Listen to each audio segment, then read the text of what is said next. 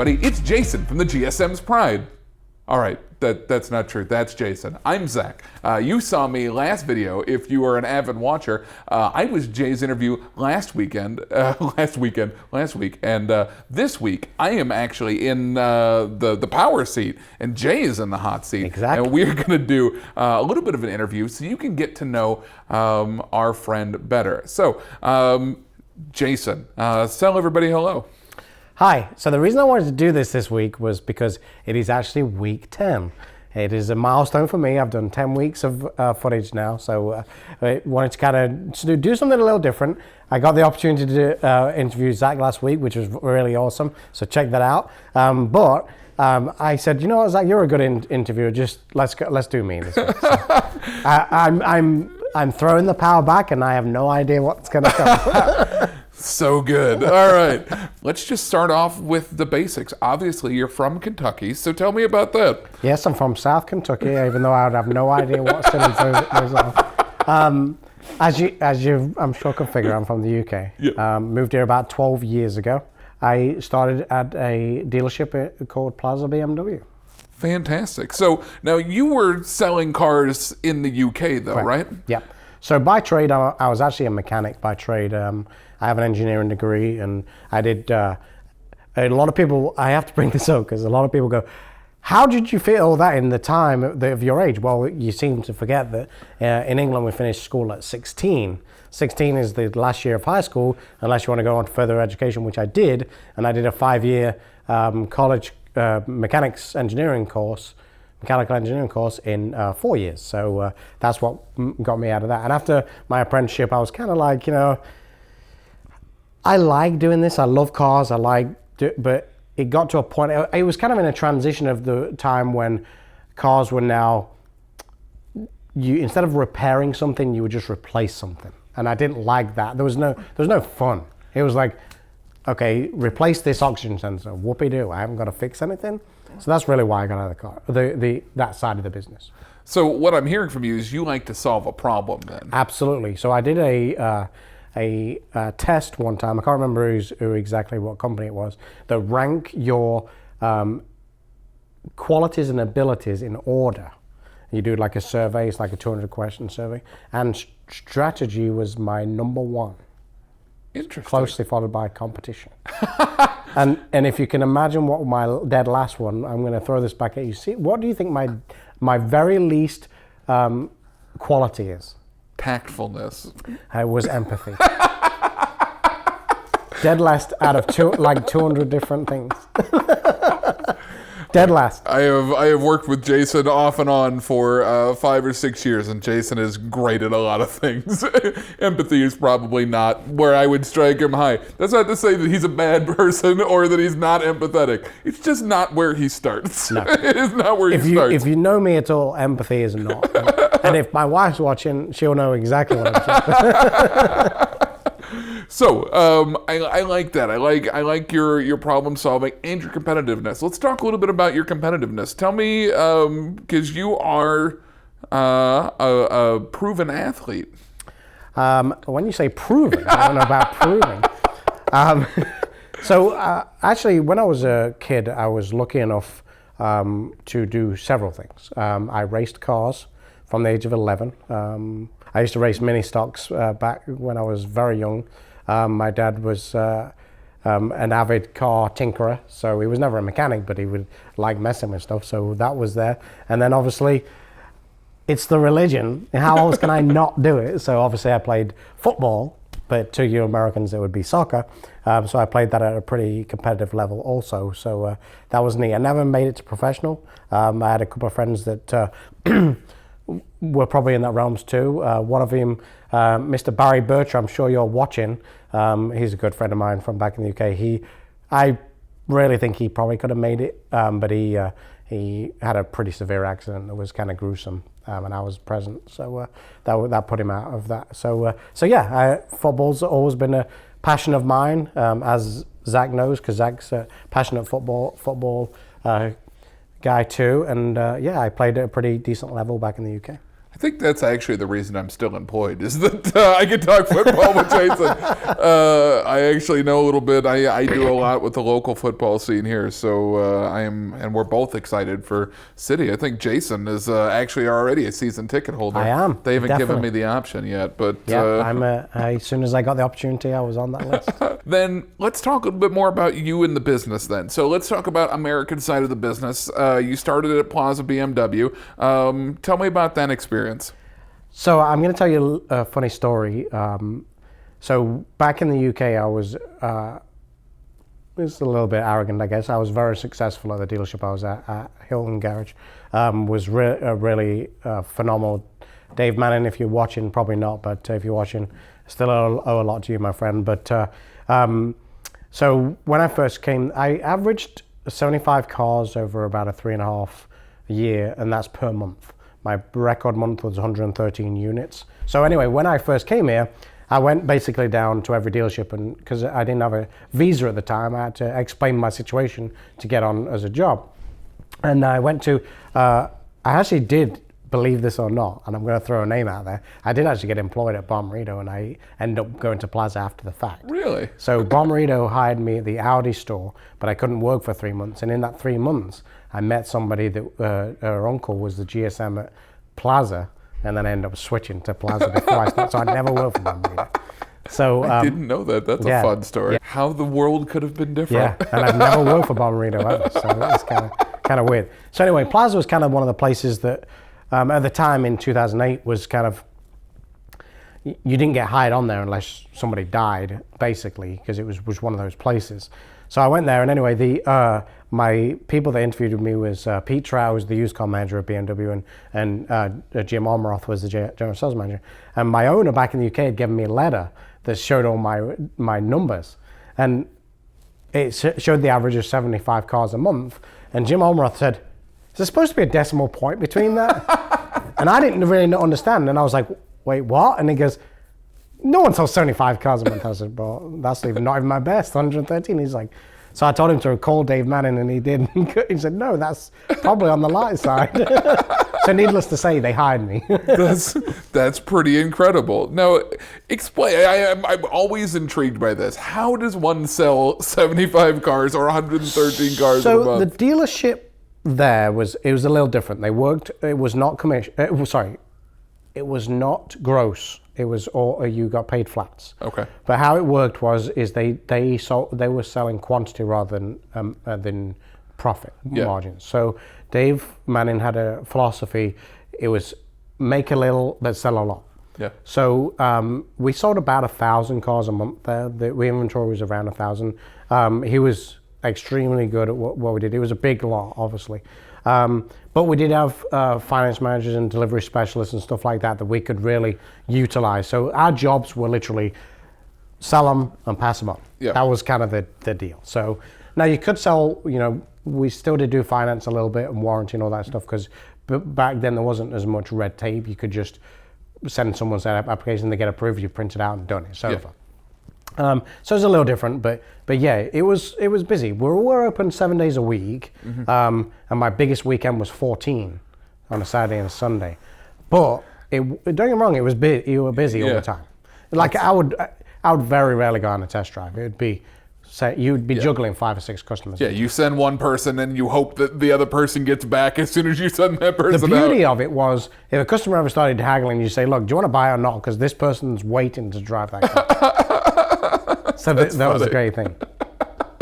All right, so that's business in England. You came over here. You almost worked at Bommarito. Tell us a little bit about how you started at Fuse then. So at Fuse, basically what happened was I was doing really well at Plaza. I became the general sales manager after 2 years. But an incident happened with an employee that actually had nothing to do with me. And at the time, it was kind of a little bit of politics, and I ended up getting terminated in 2014. Yes, 2014. Okay. And then I left there, and actually I took about a week off because it was kind of humbling, to be honest with you. I didn't realize that I had a name in St. Louis in any way, shape, or form, but I got a lot of job offers the same day that I got terminated. I had actually 8 physical job offers, and I was kind of like, now what? Pete Fuse being one of them at the Mazda store. And I actually refused Pete the first time and went and opened a dealership on Manchester Road for Glenn Travis called Travis Automotive. But it was kind of a little bit of a different scenario. Glenn is extremely successful in the subprime world, but on Manchester Road, the subprime wasn't very prevalent, so it didn't really work out. And again, there was nothing really bad there. It just wasn't a fit for me. So then I went back to Pete Fuse and said, "Is that job still open?" And he goes, "No, but I'll find a way of putting you in." And he ended up making me the used car manager in 2015. Now that's interesting because you talked about fit, and we talked about fit a lot last week, and finding fit for people. Talk to me about why you feel like you fit at that Mazda store once you got there.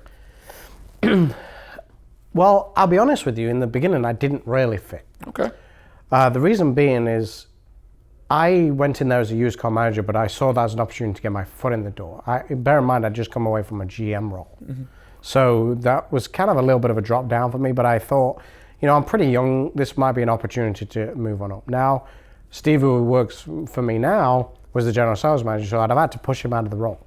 The good thing I had there was, as much as it was very fun and... Is it a learning experience? No, it was very fun at Mazda, but it was also very unpredictable. Yes. Okay, that's the word I'm going to use. So it was unpredictable. But the good thing I had with Pete Fuse was Pete was very open to allowing his managers to run the store, which I like. If I'm put in a role to run a department, you don't need to be watching me unless there's a problem. I believe I'm very loyal and I'm very mindful of what I'm doing, and I need to be able to spread my wings a little bit. So the good thing is, why I was a good fit there is because Pete would allow me to do that. And we did really transform that store. So yeah, tell me about that story, because that whole 3-4 year period was very interesting. So when I first got there, they were very unorganized from the used car standpoint. I think they were selling like 20 or 30 a month, and the first month I was there we sold 71. Yep. And you and I started basically the same month, I think. Yeah, I think it may have been a month difference. Yeah. But yeah, it took me a while to get cleaned up there, because the guy that was in charge of the used car department before me, I don't really think was necessarily a used car guy. So it was kind of a little bit of a mess. Took me a little bit to get everything organized there, but we started buying cars and got to where it'd be. Then there was a little bit of, going back to the unorthodox. Then there was a little bit of a shift. I got moved over to the Nissan store because we were selling it, and they wanted to really improve market share from a sales for the company sales standpoint. So I was over at Nissan for 2 months, and then I got brought back to Mazda, and then I got brought back as the general sales manager, which was kind of weird because at the time, no, that's not actually back up. That they moved Steve over to Nissan and then made Jim Schlabach the general sales manager, which was kind of a little bit of a leapfrog, but that was very short-lived. Yeah. Very short-lived. Yeah, there was, that time at Mazda was very interesting. And I think we've talked about it in the past. The Fuse network, especially right as Jason and I were coming in, was shifting a lot because the brothers had just fully taken over from Lou Fuse Jr., and so there was a lot of shifting priorities, things that had happened in the past that may or may not be good business practice moving forward were changing, and things that they wanted to implement, the boys wanted to put their stamp on things. And I think so that was, you and I ended up being in the middle of a lot of that change. In the first couple of years, there was a lot of change. Yes. And so, again, we talked about opportunities that were available to me and eventually available to you because of that. That shifting allowed people who were doing good work to move through quickly. And if you could prove that you could do the work, and Jason has never been hard pressed to prove that he could do work because his numbers have basically always spoken for themselves. What were we, number 1 or number 2 at the Mazda store? We were number 1 for an entire year in 2017, or maybe in 16 or 17, and we beat our closest competitor by about 74 units just on new. So yeah, and we were also the number 1 CPO dealer in the Midwest. And I think in the region, which includes Kansas City, is I think we're like fifth. Yeah. Something like that. I just remember we sold so many CPO units, but that was, again, because of how you bought cars. And that was a lot of that, you get into the nitty gritty. And if you watch this as a car person, you're going to get into the nitty gritty about how Jason does a lot of what he does. And that's one of those things that he always understood where the market was in those areas. And Mazda had just a heck of a program for used cars. Well, the biggest thing is, let's touch on Mazda a little bit. Mazda's a great brand. The problem with Mazda is they don't want to necessarily grow their overall footprint in the auto industry. Yeah. They would sit there and flat out say, I'm okay with being at 2% of the market. Well, that's all fine and dandy, but from a new car business standpoint, especially when there's 5 dealerships in the same city, it's a little hard to grow that business. So you have to really look elsewhere. And the good thing is for me, I'm a very used car oriented person. So I just shifted gears and went into used cars. Not to say that we didn't sell a lot of new, we did. We did. Probably too many, to be honest with you, versus how many were in the area. But we found a niche, and it was in the CPO market. But I think that would, and just to kind of to toot your horn a little bit, I think the reason we sold so many new cars was because we had such a vibrant used car CPO market, because there isn't that much play in between those prices. So there are people who will want to buy a used car or a CPO car, sometimes because you can get a better warranty or some of those things, but sometimes they just wanted some of that depreciation to have already happened. Whereas otherwise, if you got a really great new car incentive, sometimes you can get a new car for right about the same price. And we use that to full advantage. Well, the reason I've always been a big proponent of CPO is, me, I look in at analytics and look at what's going on in the market. It is a fact, a well-known fact, that people who buy a certified brand first tend to 74% or higher will buy a new of that same brand later as their next car. So that makes prime example of why you really should push the CPO market. Absolutely. And so again, that was just talking a little bit business-wise. I think a lot of these interviews, because I record all of them, tend to be very personal, and that's not a bad thing when we're talking to, random salespeople and those types of things. But getting deep into that kind of business of how and why you've done some of the things you've done, I think is pretty interesting for a lot of these folks. One thing that I've always, I'm 37 years old, coming on 38, and a lot of people ask me all the time, how have you got to where you are at this age? And I don't know what necessarily is specifically. I just understand this business.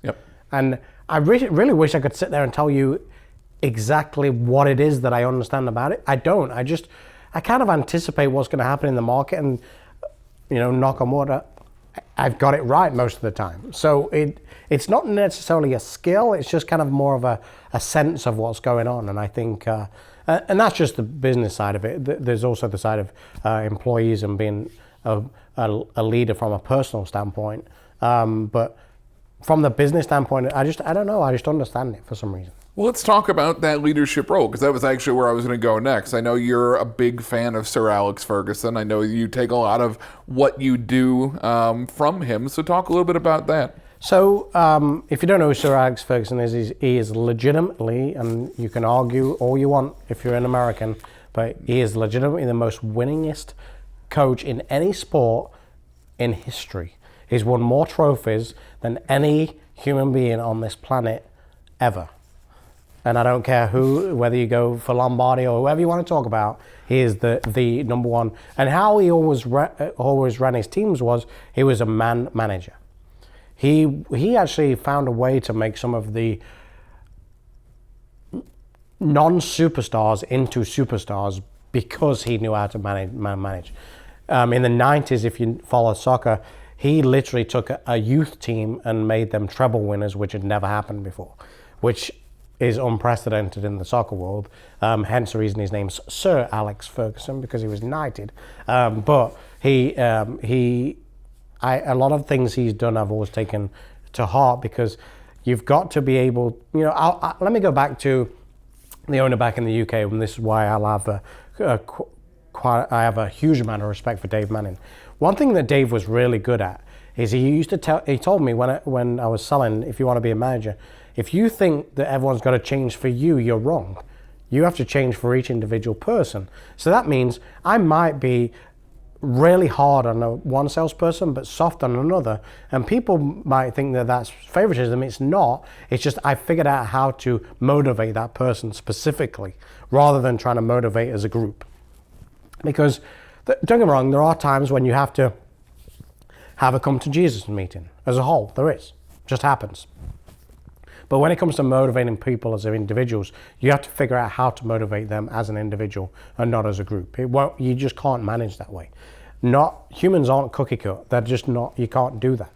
I could sit here and yell at Bijan and I'll get the results I want. But then if I did that to a laundress, she would curl up and I would get no production out of it. Yep. And that's the one thing that you've got to do when you become a leader is you've got to figure out each individual person that you work or works for you and how they tick. And then also you've got to have managers that you believe in that can run the departments that you have when you take it to a GM level. Yeah, absolutely. So let's bring that back a little bit because you talk about bringing, people you trust. So you're working with Steve again, which it's always very interesting to me that you started as the used car manager under Steve. Now you have Steve working as your GSM. Why is that a thing? So that was always kind of a weird one. I'll tell you a little story. There'll be times in the past, a very long time ago, Pete Fuse would call me and say, hey, I want you to go in and be the general sales manager. And I'll be like, how do I do that? I'm the used car manager. I can't go tell the general sales manager I'm taking his job and he's going to be the used car manager. It doesn't work like that. So anyway, those days work themselves out. But one thing I know about Steve is an extremely good sales manager. I would go as far as saying maybe one of the best. There are a couple of areas that I feel he has to work on, and we've talked about it. But the good thing about Steve and I working together is we are literally opposite. Yep. So what I love about that is when you have a management team, you have to find something that one person's good at and one person's poor at, and have those opposite. So then they make the ideal person. Yep. And that's the good thing is you can bounce off each other that way. And that's one of the reasons why Steve and I have always worked really well together, because we are opposite. We think about business the similar ways, but when it comes to actually doing it, we're totally opposite thoughts, but we end up coming to and meet in the middle for a really good reason. Absolutely. And I think that was kind of where I was going with it. I feel like you guys are, kind of diametrically, you do things very, very differently. So I've worked alongside people that have the same personality as me. It's never worked out because one of you just naturally is going to become more of the alpha male. Yeah. So then when you got the GM role here was obviously not under ideal circumstances. But what do you feel that you've done to improve the store? So I'm going to give credit to Chris Fetterman. Rest in peace, Chris. We've always been close, and that kind of happened. And you're right. It wasn't the ideal situation. It's not really how I wanted to become a GM. Yeah. But life throws curveballs sometimes, and you got to either hit them or you let them go past you. So I took the role. Chris was much like me in the man management part because Chris was in the military, understood how to get a team to tick. Yep. And that's something that he did turn this store around with. The negative behind Chris was he wasn't very strong in the advertising / how to create business world. Mm-hmm. And that's one thing that I've always been very good at. Again, going back to that, understanding the business. Yep. Chris was really good at teamwork and getting people to work, but he wasn't necessarily good at figuring out how to get the team, how to get the business for that team. Yeah. And that's the one thing, if I would say, that I feel, I don't know if that's necessarily true, but I feel have done a difference of, because I cut a lot of the advertising spend out that we didn't necessarily, I think it was just wasted. Mm-hmm. Brought people in like you and had those same kind of philosophies. I think that's been the biggest thing that's changed this store. Yeah. But I know when Chris came in, he made a huge change to this store. And that's, like Jason said, rest in peace. Just overall good guy and great guy. Yeah, but we're lucky that we've had two incredible GMs out at this store back to back. So let me touch on that real quick. The good thing is what I really loved about Chris was I was the general sales manager. Chris allowed me to run the department, but Chris and I kind of commingled as a general manager. Going back to that recognizing talent. Yeah. And this is a little bit of a plug on me, but Chris recognized that I could run this store easily on my own. Yeah. So he would utilize that, and we would talk about a lot of stuff together. Yeah. One thing I loved about Chris, he wasn't so egotistical to say, I'm the general manager, you're going to do it my way. Yeah. He would pull me in on decisions that really I had no reason to be in that conversation. Yeah. But he would utilize my opinion and say, okay, yeah, I think this is the route we're going to take. And that's what made him a really good general manager. Yeah. And that was, honestly, I feel like that's my strength as a human being in general, is just organizing people to move them forward. I'm good at organizing people and moving them forward. So I think that's, I definitely can understand. I think that's a really big trait that there isn't much of those people around these days. Yeah. And I think it's a big trait that people don't notice that much. Yeah. Because it's not a result. People don't notice it, but it is a really strong suit for people that can figure out how to put the right people together. Absolutely. So anything else you want to add? Anything that you didn't really touch on? So the reason why I really wanted to start this channel was more transparency for the industry, get you to see what we do on a daily basis. It's a little bit hard at times because getting other people to want to be on camera is not great. Mm-hmm. But the guys are coming around. I think they see the. So again, really a bit more of a plug. Please subscribe to this channel. Please follow it. Please like it. Please comment.